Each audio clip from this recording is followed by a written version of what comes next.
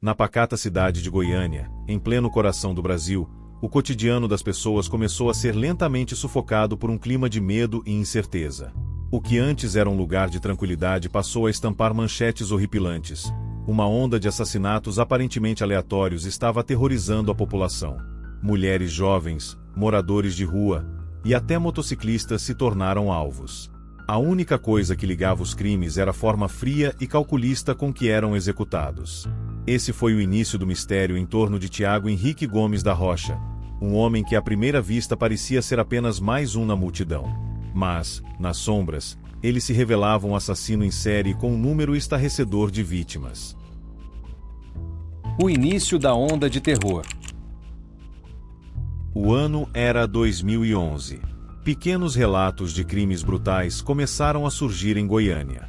Aparentemente desconectados, esses assassinatos envolviam pessoas de perfis variados. Jovens mulheres voltando para casa após um dia comum, pessoas em situação de rua dormindo em calçadas escuras, e motociclistas atacados em pleno movimento.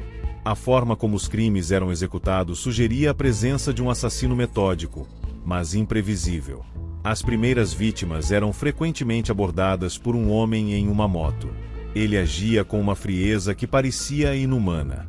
O som de um disparo seco ecoava na noite, seguido pelo barulho do motor acelerando na fuga. Nada era roubado. Nenhuma interação longa. Apenas uma morte rápida e impiedosa. Era como se o assassino buscasse apenas o ato de matar, como um ritual sombrio que o satisfazia de maneiras que ninguém poderia compreender. Em pouco tempo, as estatísticas de homicídios explodiram, e a população começou a perceber que havia algo sinistro acontecendo. A cidade, antes vibrante, passou a ser dominada por um medo quase palpável. Mulheres evitavam sair sozinhas à noite, e muitas pessoas mudaram suas rotinas para evitar locais escuros ou vazios.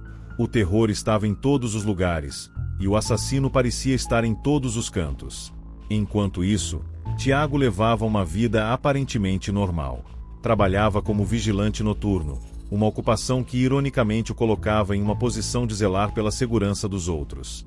Para seus colegas, ele era apenas um homem introspectivo e reservado. Mas dentro de sua mente, um monstro se alimentava do medo e da morte. Tiago descrevia sentir uma raiva que não conseguia controlar, uma energia sombria que precisava ser extravasada. Os ataques continuaram por anos, e as autoridades pareciam incapazes de traçar um padrão claro. Ele escolhia suas vítimas aleatoriamente, o que dificultava a criação de um perfil. Goiânia era como um tabuleiro de xadrez macabro, onde Tiago movia suas peças com maestria, sem nunca revelar sua próxima jogada. A caçada ao assassino. Em 2014, a tensão em Goiânia atingiu seu auge. A população clamava por respostas, e a polícia, sob intensa pressão, montou uma força-tarefa especial para investigar a sequência de assassinatos. O clima era de desespero, as ruas estavam mais vazias, os olhares mais desconfiados, e o terror parecia maior do que nunca. Os investigadores trabalhavam com um quebra-cabeças impossível. O assassino não deixava pistas, e suas ações eram tão calculadas que davam a impressão de que ele estava brincando com as autoridades. Cada cena de crime era um enigma, sem testemunhas, sem vestígios, sem padrões claros. Era como se ele estivesse jogando um jogo cruel, onde apenas ele sabia as regras. Mas foi um erro de Tiago que mudou tudo. Em setembro de 2014, ele tentou assaltar uma mulher que, desesperada, conseguiu fugir e chamar a polícia. Durante a investigação, os agentes conseguiram identificar a moto usada por Tiago e conectá-la a vários dos locais dos crimes. Sua prisão foi rápida e surpreendente. Quando levado à delegacia, ele parecia calmo, quase aliviado. Então, o inesperado aconteceu. Durante o interrogatório, Tiago começou a confessar. E não apenas os crimes pelos quais havia sido preso. Ele admitiu ter matado 39 pessoas, detalhando cada assassinato com uma precisão assustadora. Eu sentia uma raiva que não dava para controlar. Quando eu matava, isso passava, explicou ele com uma frieza que deixou os investigadores atonitos. A confissão de Tiago foi como abrir uma porta para um abismo. Ele descreveu como planejava os assassinatos, como escolhia suas vítimas, e como fugia sem ser visto. Ele relatava tudo com uma serenidade que parecia inumana, como se estivesse apenas contando uma história qualquer. Para ele, cada morte era uma forma de aliviar a angústia que sentia, um vício macabro que ele não conseguia abandonar. Os detalhes de sua confissão chocaram o país. Ele não apenas matava, ele transformava a morte em um ato quase ritualístico. A cada assassinato, ele sentia que ganhava mais controle sobre a raiva que o consumia, mas isso nunca era suficiente.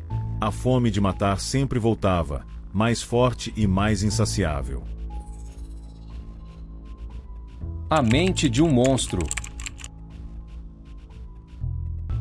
Durante os interrogatórios, os detalhes macabros da mente de Tiago foram revelados. Ele explicou como escolhia suas vítimas aleatoriamente, sem qualquer conexão pessoal com elas.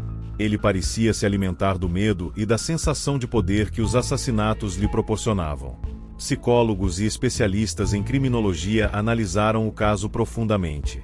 Tiago foi diagnosticado com transtorno de personalidade antissocial, um quadro típico de psicopatas. Seu comportamento metódico, sua falta de remorso e o prazer em confessar suas atrocidades pintaram um retrato de um homem completamente desprovido de empatia. No tribunal, a frieza de Tiago continuou a chocar o público.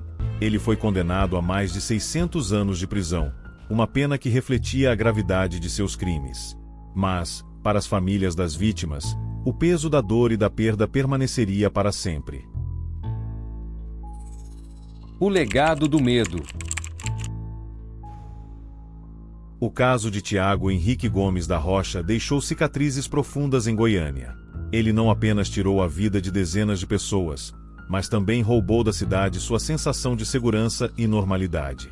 Até hoje, os moradores lembram-se com arrepio daqueles anos sombrios, quando o mal espreitava em cada esquina. O serial killer de Goiânia é um lembrete sombrio de que o verdadeiro terror pode estar escondido sob a máscara da normalidade. E, para aqueles que buscam entender os mistérios mais sombrios do comportamento humano, sua história continua a ser um dos casos mais assustadores da história do Brasil. Para mais histórias impactantes como essa, inscreva-se no canal Crimes Diário. Explore os casos mais chocantes do mundo, com análises detalhadas e narrativas eletrizantes. Não perca!